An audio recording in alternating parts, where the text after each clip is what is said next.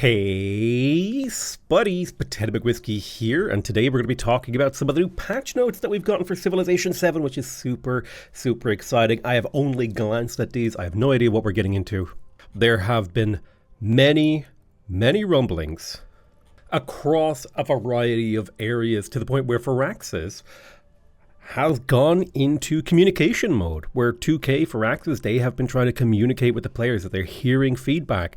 And that's a really good sign. We've got some interesting news today, right? We've got the 1.01 patch, which is the Patch 2, and it has come to us on February the 10th. That is the day before launch. That was 2 days ago. And the Civilization developers have said a big thank you to all of the players that have reached out to us with bugs, comments, and suggestions during the advanced access period of Civilization 7.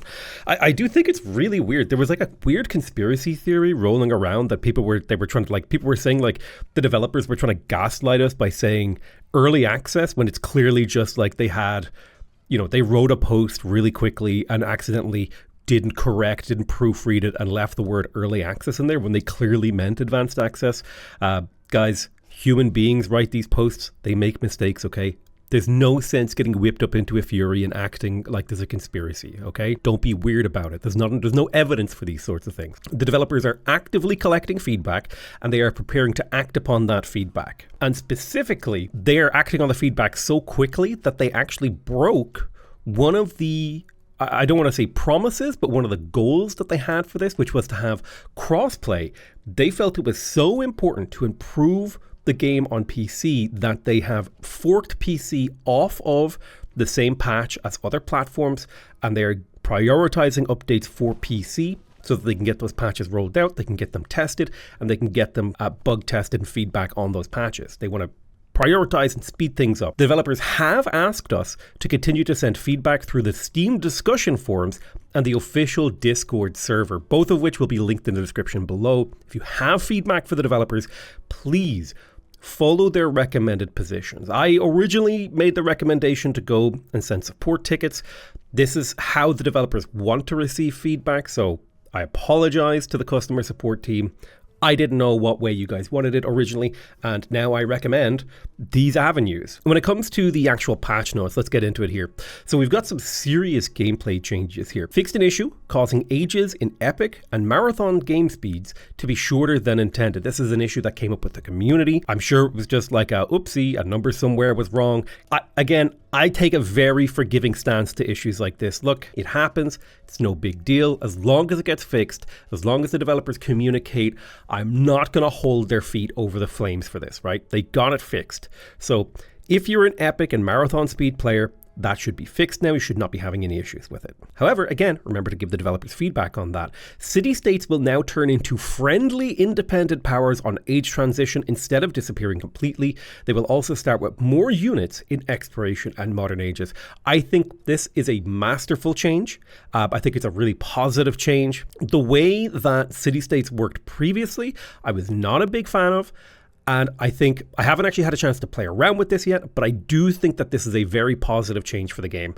I found it very jarring and disappointing when independent people would literally just disappear. I had very little control over it. Now, there's a little bit of interplay. There's kind of an interesting dance that I can do with my neighbors, right? If my neighbor gets a city-state that I don't want them to have, I have a chance to compete for it in the next era. I have a chance to wipe them off the map and settle my own city there in the next age. Very cool. I love this change. I think it's awesome. The developers have fixed some inconsistencies with naval combat. I would like more descriptive patch notes than this. I don't know what inconsistencies they have fixed, but they do follow up and say that naval units will use the correct combat strength values when attacking another naval unit in all instances.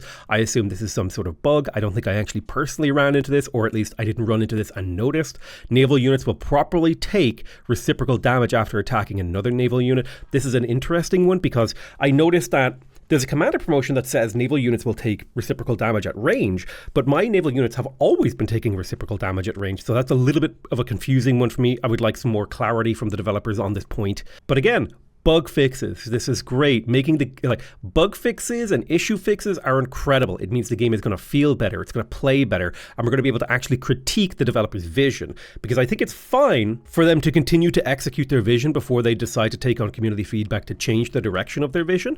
Because it's a bit like seeing a marble statue that is 50% complete. You're not going to go down to and say like, oh, I don't know if you should have carved that character. It's like, well, you haven't seen it executed. You have to give them more time, right? And I'm always happy to give the developer more time.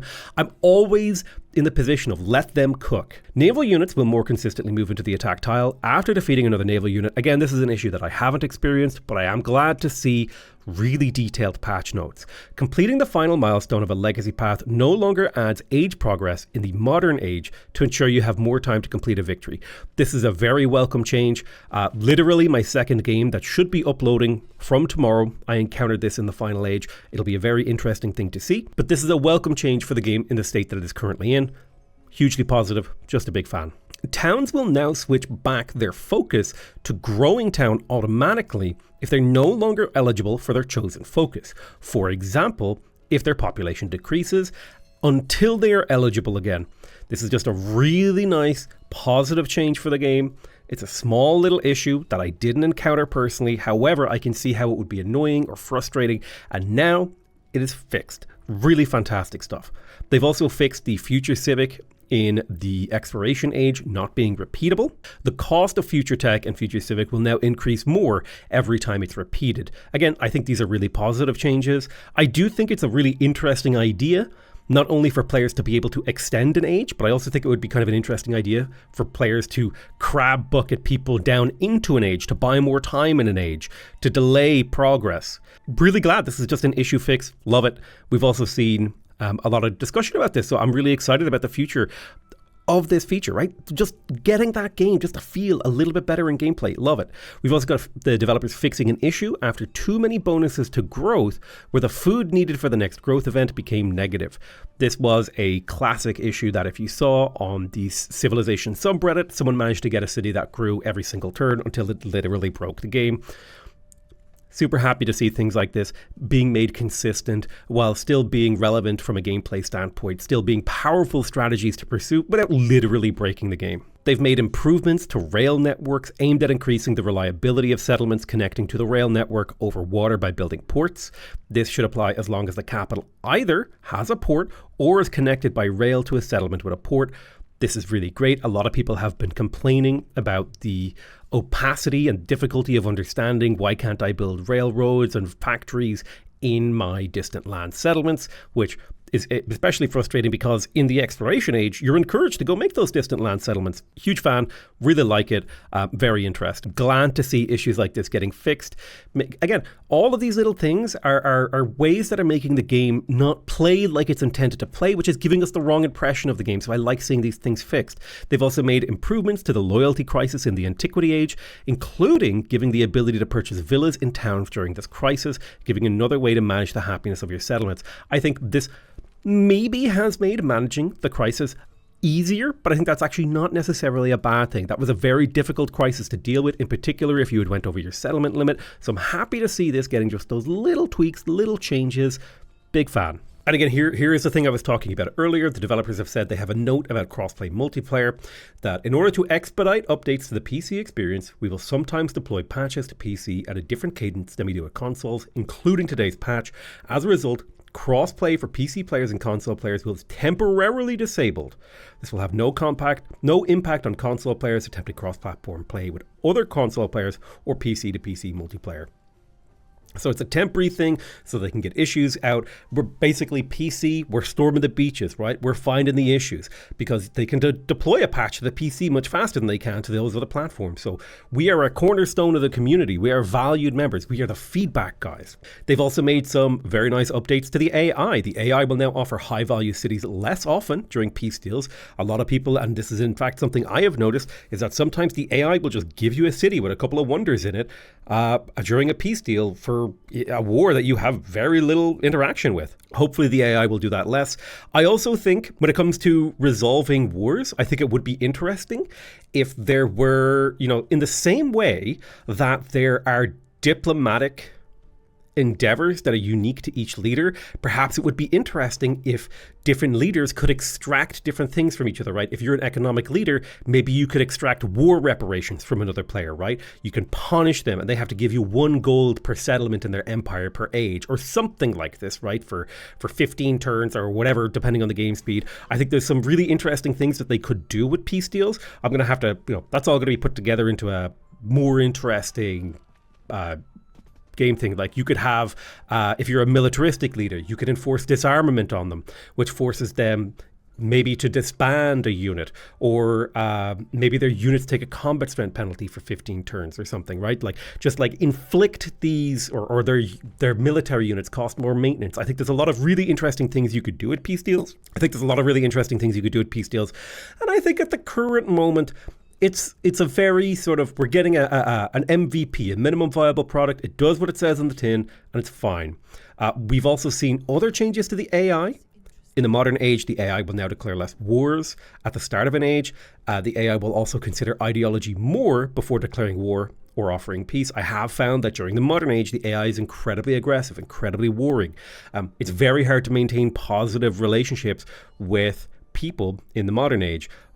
However, we've also seen that other leaders will now have a decreased desire for war if neither party has an ideology, and have increased desire for war with players of opposing ideologies, and a decreased desire for peace with players of opposing ideologies. So if you have opposing ideologies, you're more likely to be locked into a war. They're less likely to get peace, which feels very thematic for what the modern age is going for. So I'm really glad to see that. We've also got some camera fixes, some UI issues have been fixed.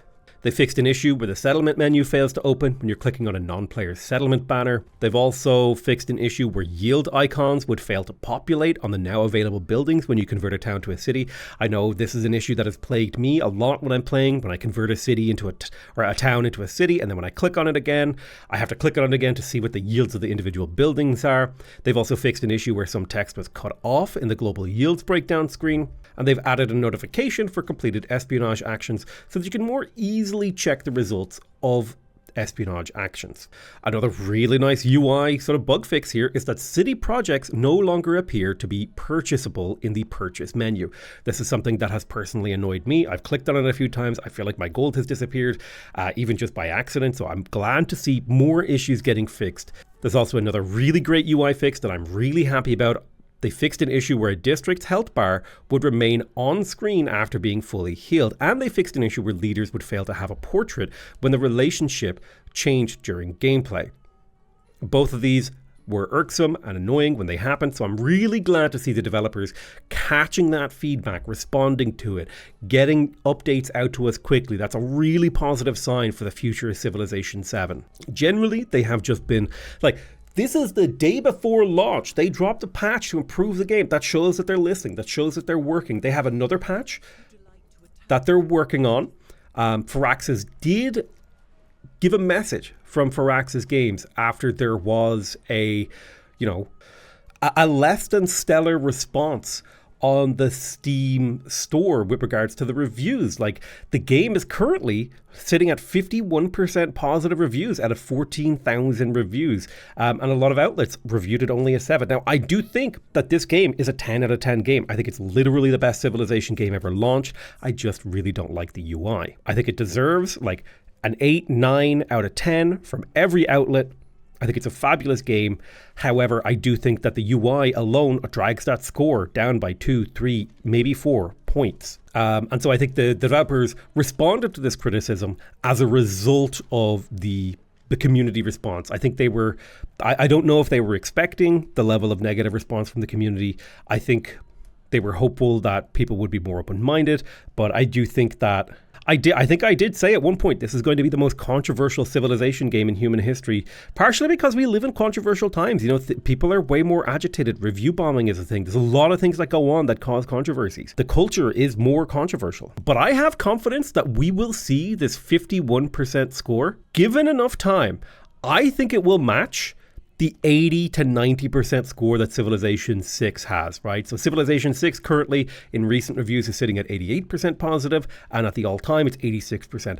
I think Civilization 7 could very easily reach that level. It's just going to be a matter of time.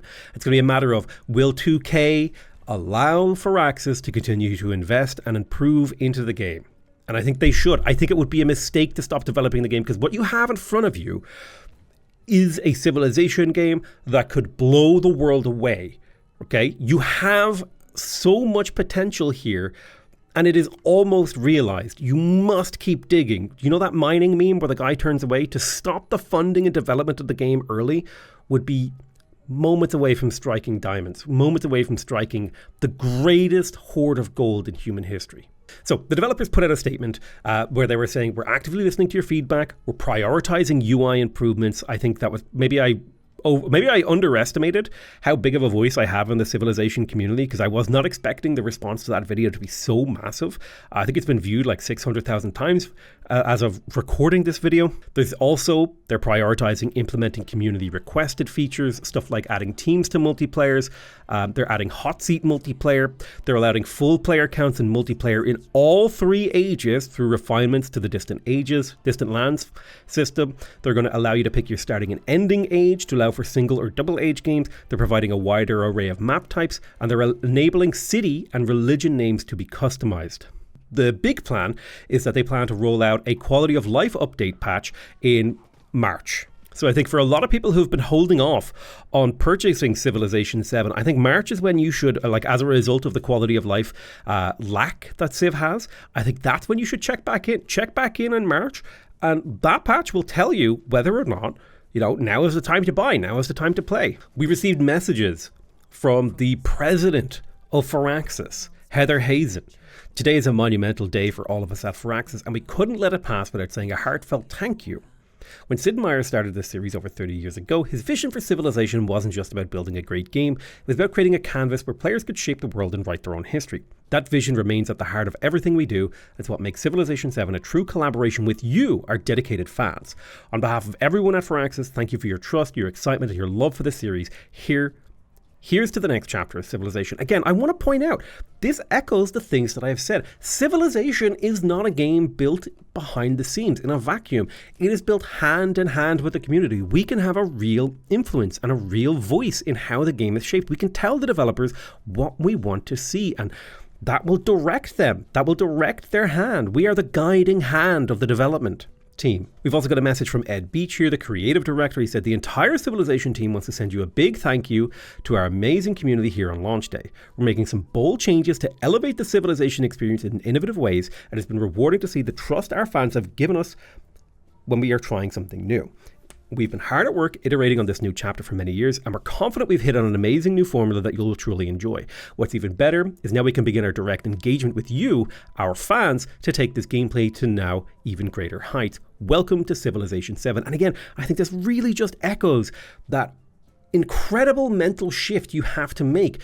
The launch of Civilization 7 isn't the final product. We are going to shape it. They are going to take our feedback. They are going to run it through that mill. They are going to integrate it into the game. And we're going to see, like, the Civilization 7 you see here today is just the beginning, okay? I want you to be excited about that. And if you're not excited to participate in that process, hold off. Wait a year to buy it. That's actually fine. That's a totally reasonable decision to make. That's fine. We've also got a message from Dennis Shirk, the executive producer. He says, the journey we're about to embark upon has been years in the making. From the moment Ed Beach uttered the words, history is built in layers in late 2019, I knew that we were about to take ourselves and our fans into uncharted waters. And the journey has been filled with moments both challenging and rewarding. The moment everything starts to fall into place is an exciting one in game development, especially knowing that our fans who inspire us are about to encounter something that will challenge them in ways they are not expecting. It's with great excitement that we present to you our vision and sincerely hope for many long nights taking just one more turn. We'll be there with you every step of the way, as our work is not done. We are just getting started. Again, the developers, everyone on the team echoing that same thing. It's like, hey, this is just the beginning. We're building something great together. It is art that is made hand in hand with the consumer of the art. It's an incredibly unique and incredibly beautiful journey that we're going to be taking as fans of Civilization. I cannot be more excited. I am feeling that frisson in the back of my neck every time I read about the future of Civilization 7. I want that future, and I want to make that future real. Today is the day This is from the senior art director, Jason Johnson. Today's the day. We're thrilled to finally unveil the latest edition of a multi-decade 4X leading franchise, Sid Meier's Civilization 7 to the world. It's been years in the making, and we're beyond excited to share our new vision for Civilization. This edition features the most expansive art content we've ever created, capturing thousands of years of human history from across the globe. We can't wait for our fans to dive in, spend countless hours exploring and crafting their own stories that span the history of humanity and beyond. Again, and I really do want to, I want to emphasize this for anybody who isn't aware, this game is literally filled. Every single building for every single civilization has been like nearly uniquely modeled. I think there's a handful of common buildings, but almost every single building for every single culture in every single age is uniquely designed around that cultural aesthetic. Next time you play, I want you to zoom in on your cities and really look at the artwork that is pouring out beautifully rendered artworks of these buildings and these cultural units. It is astonishing the level of work and artistry and craftsmanship that has gone into creating the art for this game. It is a truly beautiful 10 out of 10 Civilization experience. Again, my only issue is I don't really like that UI. And I was lucky enough to participate in the Civ World Summit as a caster for it, although I am not mentioned here, interestingly. Perhaps I upset the developers with my I'm sorry about that review. I'm sorry. But yeah, thank you guys so much for watching this video. Let me know your thoughts on the above. Give the developers feedback. Go to their Discord. Go to the Steam forums. Go to their issue tracker website. Let them know. Let's build this game together. I want to thank you guys very much for watching. Go ahead and jump in the comments as well. I love you all very much, and I'll see you guys next time. Bye-bye.